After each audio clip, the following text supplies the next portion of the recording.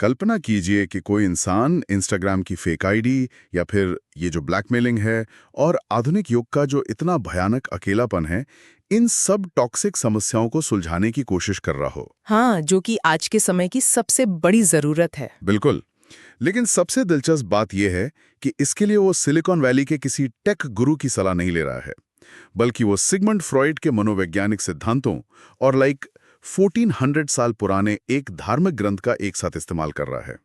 आज की इस गहन चर्चा में हम ठीक इसी अनोखे दृष्टिकोण को समझने वाले हैं। मुझे लगता है ये जो विरोधाभास है ना, यही इस स्रोत सामग्री को इतना ज्यादा दिलचस्प बनाता है।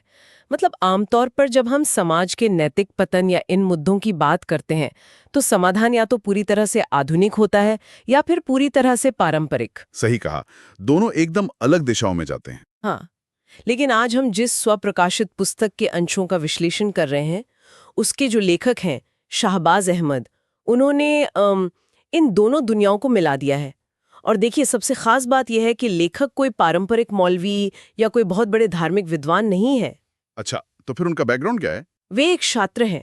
उन्होंने समाजशास्त्र, मनोविज्ञान और फार्मेसी की पढ़ाई की है। अरे वाह, मतलब एक पूरी तरह से विज्ञान और समाजशास्त्र का बैकग्राउंड। और यही बात मुझे सबसे ज्यादा हैरान करती है।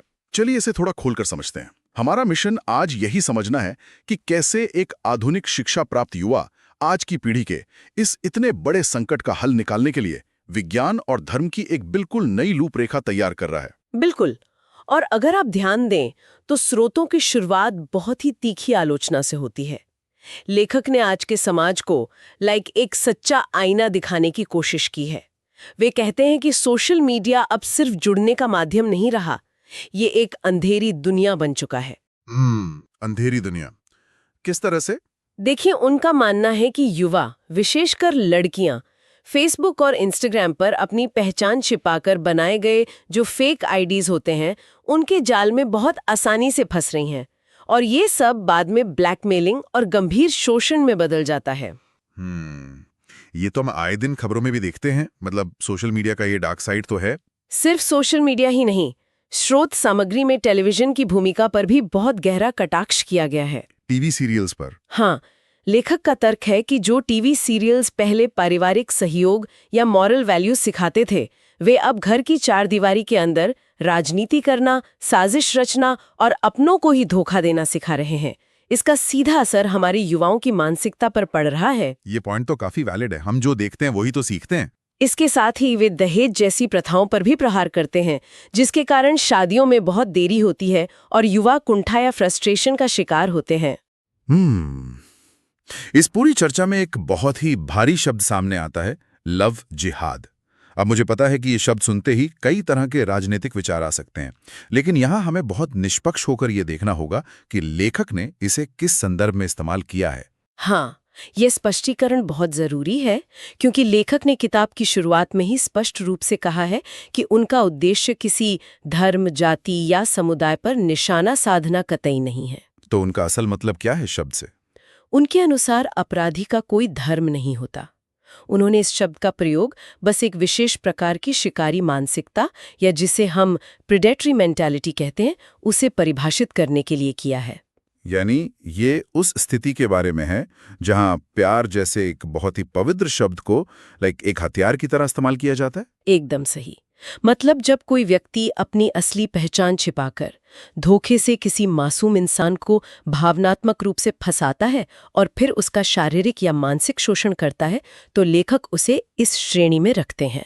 ओके, तो उनका फोकस शोषण पर है। हाँ, उनका जोर इस बात पर है कि ये एक सामाजिक बुराई है, एक बहुत बड़ा अपराध है, और इसे सांप्रदायिक चश्मे से देखने के बजाय एक सामाजिक खतरे के रूप में देखा जाना चाहिए। ये नजरिया काफी अलग है, लेकिन यहाँ मैं थोड़ा असहमत होना चाहूंगा, या यूं कहूं कि मैं स्रोत सामग्री के एक दूसरे पहलू पर जोर देना चाहूंगा। क्या सच में सिर्फ ये बाहरी कारक, मतलब सोशल मीडिया, टीवी या शिकारी मानसिकता वाले लोग ही इस समस्या की जड़ हैं? आप किस तरफ इशारा कर रहे हैं? अगर हम लेखक के तर्कों को गहराई से पढ़ें तो वे एक बहुत ही कड़वी सच्चाई की ओर इशारा करते हैं, जो घर के अंदर पनप रही है। मतलब उन्होंने संवाद की कमी, जिसे हम लैक ऑफ कम्युनिकेशन कहते हैं, उसे सबसे बड़ा कारण माना है। मैं सहमत हूँ। समाजशास्त्र के नजरिए से देखें तो ये सबसे मजबूत तर्क है, क्योंकि परिवार किसी भी समाज की पहली इकाई होता है ना? लेखक ने बड़ी बेबाकी से लिखा है कि आज माता-पिता अपने ही बच्चों से बात करने से डरते हैं या उनके पास समय ही नहीं है। बिल्कुल, और जब घर के अंदर एक भावनात्मक खालीपन पैदा हो जाता है। हाँ, जब बच्चे अपने मन की बात माता-पिता से नहीं कह पाते, तो वो उस शून्य को भरने के लिए बाहर की दुनिया या इस वर्चुअल दुनिया की तरफ भागते हैं। तो एक तरह से ये अकेलापन ही उन्हें उस जाल तक ले जाता है। मतलब अगर घर में कोई प्यार से बात करने वाला ना हो, उन्हें सुनने वाला ना हो, तो बाहर कोई अनजान व्यक्ति अगर 2 मीठे शब्द बोल दें, तो युवा बहुत आसानी से उसके प्रभाव में आ जाते हैं। और यहीं से समाधान की खोज शुरू होती है। समाधान? क्या समाधान सुझाते हैं वो? देखिए, अगर अत्यधिक आजादी, अकेलापन और ये भटकाव समस्या है, तो इसे रोका कैसे जाए? यहाँ लेखक आधुनिक नारों को चुनौती देते हैं। आज के समय में मेरा जिस्म मेरी मर्जी या माय बॉडी माय चॉइस का नारा बहुत आम है ना? हाँ, ये तो फेमिनिज्म का एक बहुत बड़ा नारा है आज। बिल्कुल, लेकिन स्रोत सामग्री इस विचार को पूरी तरह से नकारती है। अच्छा, मुझे ये हिस्सा बहुत विचारणीय लगा। पुस्तक के अनुसार ये शरीर हमारी अपनी निजी संपत्ति नहीं है जिसे हम जैसे चाहें वैसे इस्तेमाल करें। इसे तो ईश्वर द्वारा दी गई एक अमानत या ट्रस्ट के रूप में पेश किया गया है। इस अमानत की अवधारणा को समझना बहुत जरूरी है। इसका मतलब है कि आपको अपने शरीर और अपने जीवन का उपयोग केवल उन नैतिक सीमाओं के भीतर करना है जो उस सत्ता द्वारा निर्धारित की गई हैं जिसने आपको ये शरीर दिया है। मतलब एक क्रिएटर या ईश्वर? हाँ, इसीलिए लेखक कुरान की आयतों का हवाला देते हुए पर्दा यानी हिजाब और निगाहें नीची रखने जैसे नियमों पर जोर देते हैं। और एक बात, ये सिर्फ महिलाओं के लिए नहीं है। एकदम सही। पुरुषों को भी अपनी निगाहें नीची रखने और शालीनता बनाए रखने का बहुत स्पष्ट निर्देश दिया गया है। अगर हम इसे आज के संदर्भ में समझें तो ये कुछ ऐसा है जैसे आप किसी किराए के घर में रह रहे हो। किराए के घर में? वो कैसे? मतलब जब आप किराए के घर में होते हैं तो आपके पास वहां रहने की आज़ादी होती है, लेकिन आप अपनी मर्जी से घर की लोड बियरिंग दीवारें नहीं तोड़ सकते। हाँ, बिल्कुल। आप ये नहीं कह सकते कि ये मेरा घर है, मैं जो चाहूं करूंगा, क्योंकि मकान मालिक ने एक ब्लूप्रिंट और कुछ नियम तय किए हैं। अगर आप उन नियमों को तोड़ेंगे तो छत आपके ही सर पर गिर जाएगी। लेखक के अनुसार ईश्वर के नियम वही बिल्डिंग कोड्स हैं जो हमारे जीवन की छत को गिरने से बचाते हैं। अरे वाह, ये एनालॉजी इस पूरे कॉन्सेप्ट को बहुत स्पष्ट कर देती है। आप सच में उस अमानत में खयानत नहीं कर सकते। और देखिए, इसी सुरक्षा को और मजबूत करने के लिए लेखक समय पर विवाह करने की वकालत करते हैं। समय पर? मतलब किस उम्र में? वे 20 से 24 साल की उम्र में शादी को सही मानते हैं। लेकिन आज के करियर ओरिएंटेड समाज में इतनी जल्दी शादी की बात तो बहुत अजीब लग सकती है लोगों को। इसके पीछे उनका तर्क क्या है? उनका तर्क पूरी तरह से जैविक और मनोवैज्ञानिक है। अच्छा? हाँ, जब युवावस्था में हार्मोनल बदलाव अपने चरम पर होते हैं तो युवाओं के अपने नफ्स यानी इच्छाओं के भटकाव और जिना, जिसे अवैध संबंध कहते हैं, उसमें पड़ने की संभावना सबसे अधिक होती है। तो शादी एक तरह से उस एनर्जी को चैनलाइज करती है। बिल्कुल। एक वैध रिश्ता उस जैविक ऊर्जा को एक सुरक्षित और नैतिक दिशा देता है। वो इन नियमों को कोई पुरानी पाबंदी नहीं मानते, बल्कि आधुनिक शोषण से बचने के लिए एक यूनिवर्सल सेफ्टी शील्ड मानते हैं। देखिए, ये सब थ्योरी के रूप में तो बहुत अच्छा लगता है, लेकिन जो लोग सुन रहे हैं उनके मन में एक सवाल जरूर उठ रहा होगा। क्या सवाल?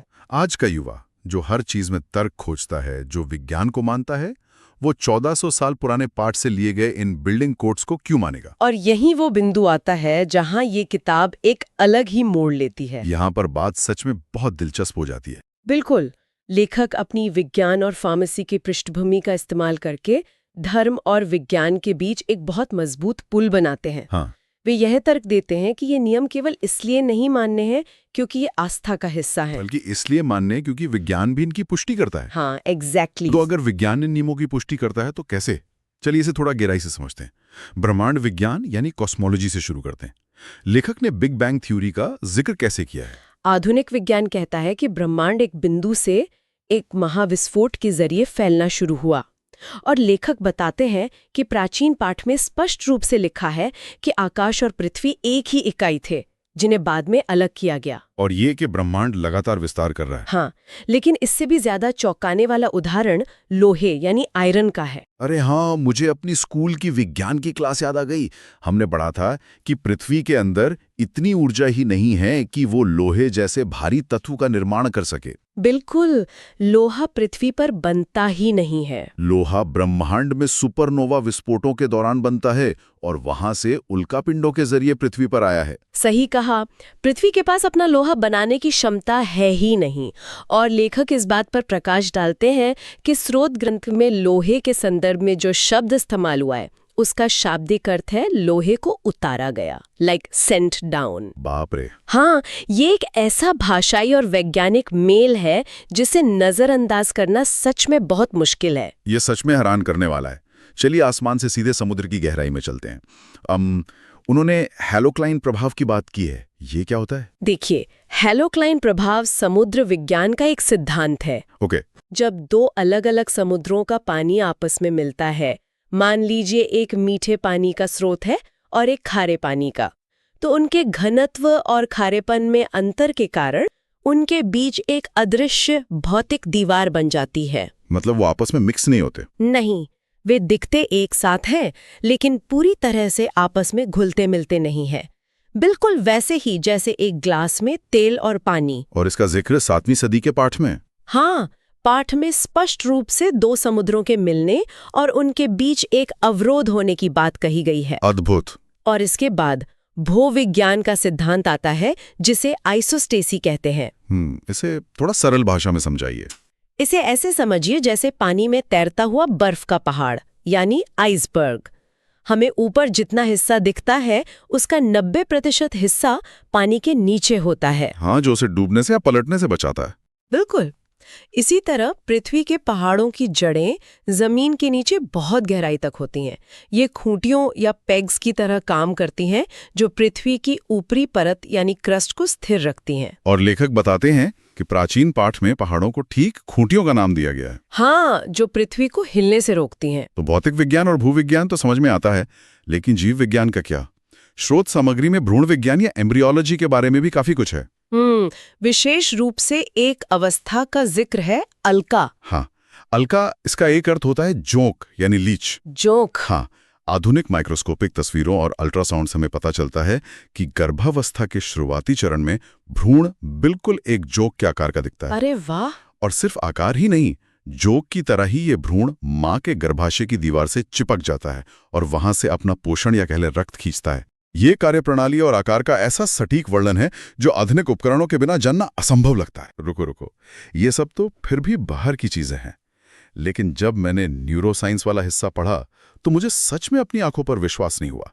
क्या आप ये कह रहे हैं कि 1400 साल पहले किसी ने ये बता दिया था कि हमारे दिमाग का कौन सा हिस्सा हमसे झूठ बुलवाता है? मैं जानती हूँ ये विश्वास करना मुश्किल है, लेकिन यह इस पूरी तुलना का सबसे मजबूत तर्क है।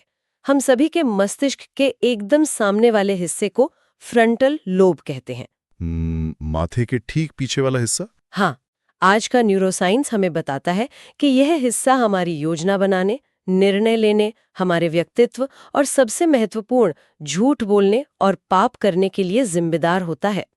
यदि इस हिस्से को नुकसान पहुंचे तो व्यक्ति के व्यवहार और निर्णय लेने की क्षमता बदल जाती है। और लेखक का कहना है कि स्रोत ग्रंथ में इसी हिस्से की बात की गई है। हाँ, पाठ में माथे के एकदम सामने वाले हिस्से, जिसे नासिया कहा गया है, उसे विशेष रूप से झूठा और पापी बताया गया है।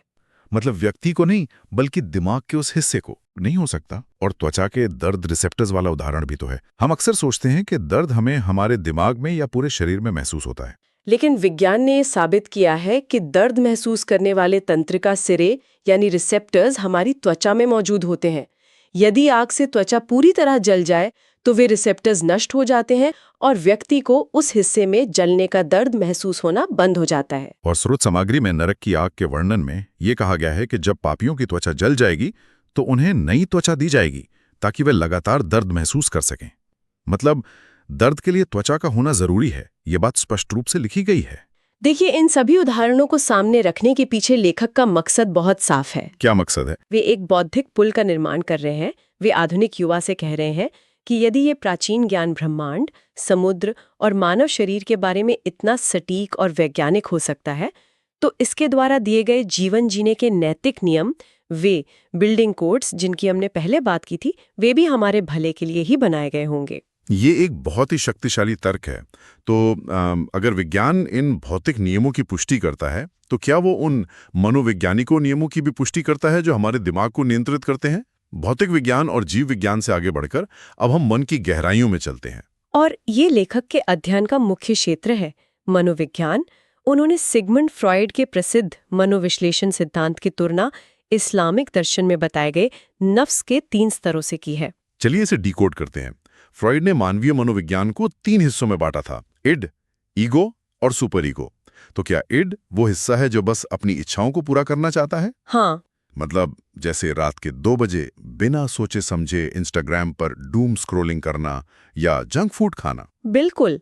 फ्रॉयड का इड हमारी सबसे अनियंत्रित, पाश्विक और तत्काल संतुष्टि चाहने वाली प्रवृत्ति है, और लेखक इसे नफ्से अम्मारा कहते हैं। नफ्से अम्मारा? हाँ, ये मन की वो अवस्था है जो इंसान को बुराई की ओर या गलत आदतों की ओर धकेलती है।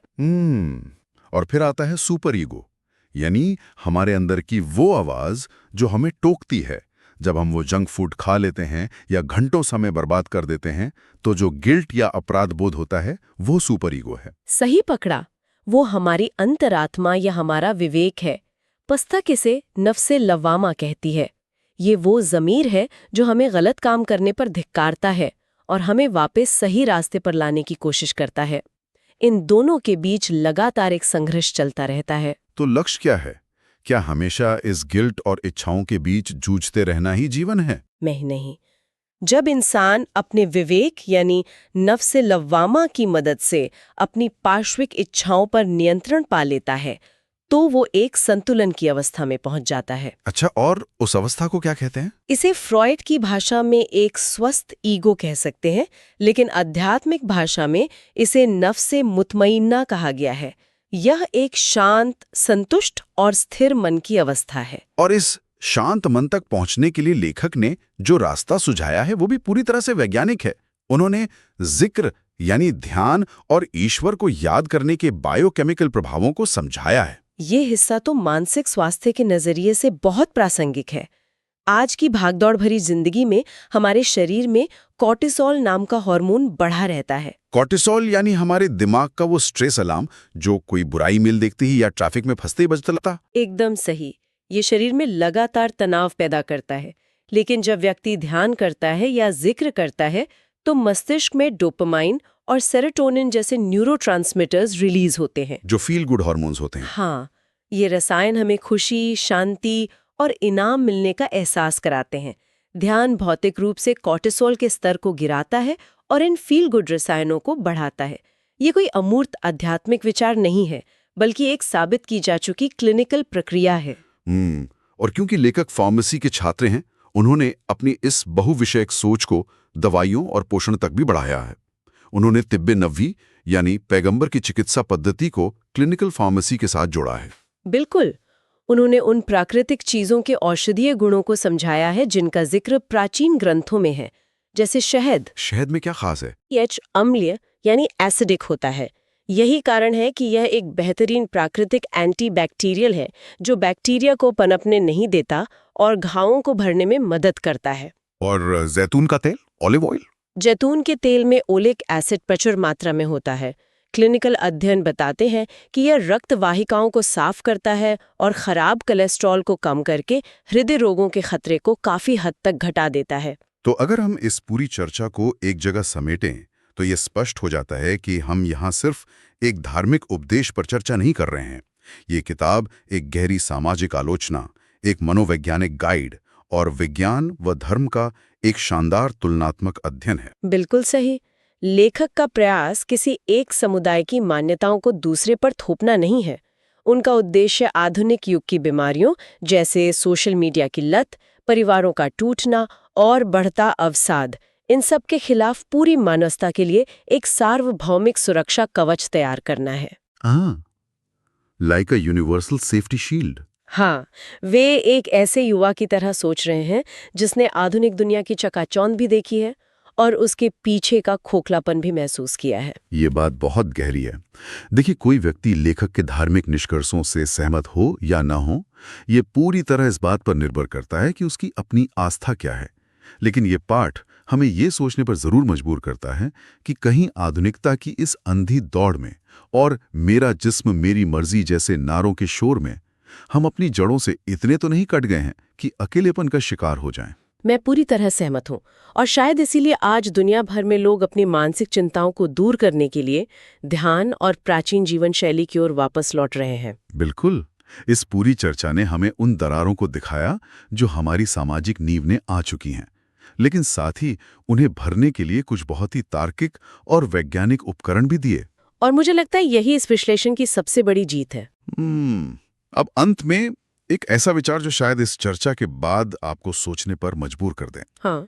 आज हमने देखा कि कैसे 7वीं सदी के एक प्राचीन धार्मिक ग्रंथ की व्याख्या आधुनिक न्यूरोसाइंस, कॉस्मोलॉजी और भ्रूण विज्ञान के साथ इतनी सटीकता से मेल खा सकती है। हाँ, जो कि बहुत ही अद्भुत है। अगर ऐसा संभव है, तो इतिहास के अन्य दार्शनिक, सांस्कृतिक या आध्यात्मिक ग्रंथों में, चाहे वे किसी भी सभ्यता के हों, ऐसे और कौन से छिपे हुए मनोवैज्ञानिक या वैज्ञानिक ढांचे हो सकते हैं जिन्हें हमारे आधुनिक विज्ञान ने अभी तक पूरी तरह से खोजना या डिकोड करना बाकी है? क्या यह संभव है कि जो ज्ञान हम आज अपनी प्रयोगशालाओं में खोज रहे हैं वो सदियों पहले ही रूपकों और कहानियों के रूप में लिखा जा चुका है? ये एक ऐसा सवाल है जो खोजबीन की एक बिल्कुल नई दुनिया खोल सकता है।